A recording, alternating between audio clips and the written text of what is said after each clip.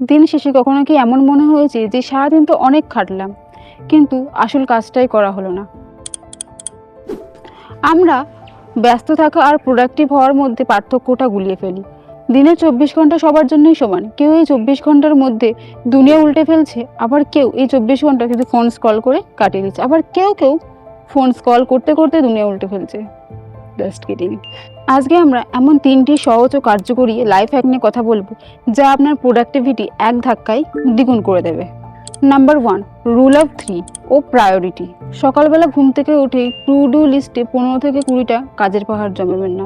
এতে কি হয়, এতে শুরুতেই আমাদের ব্রেন ভয় পেয়ে যায়।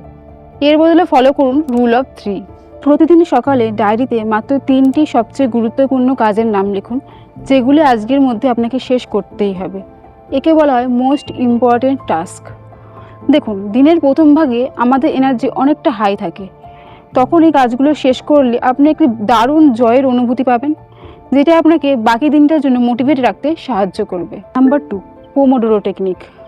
আমরা অনেকেই মনে করি যে দিনে 4 থেকে 5 ঘন্টা একটানা যদি আমরা টেবিলের সামনে বই খুলে বা ল্যাপটপ খুলে বসে থাকি, তাহলেই হয়তো আমাদের অনেকটা পড়াশোনা বা কাজ হয়। কিন্তু তা নয়। একটু নির্দিষ্ট সময়ের পর আমাদের ফোকাস কিন্তু ধীরে ধীরে কমতে শুরু করে।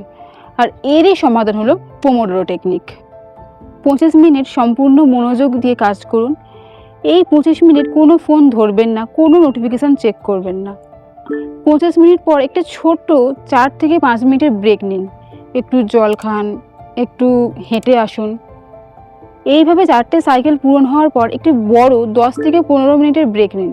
যখন আপনি জানবেন যে 25 মিনিট পর আপনি একটা ব্রেক পাচ্ছেন, তখন আপনার ব্রেন ওই 25 মিনিট সর্বোচ্চ মনোযোগ দিয়ে কাজ করতে বাধ্য হবে।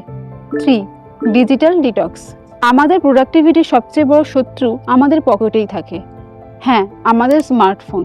একটু নোটিফিকেশান চেক করি ভেবে ফোনটা হাতে নিয়ে কখন যে 1 ঘন্টা 1.5 ঘন্টা পার হয়ে যায় আমরা বুঝতেই পারি না। এর সমাধান কি?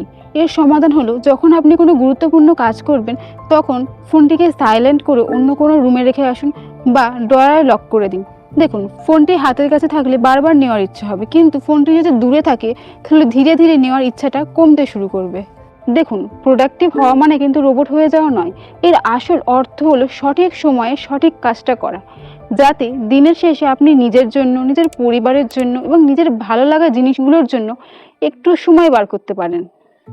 আজ থেকে এই 3টি টিপস অ্যাপ্লাই করা শুরু করুন।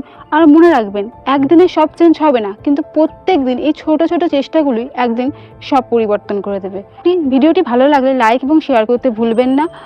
আর stay productive, stay focused. Thank you.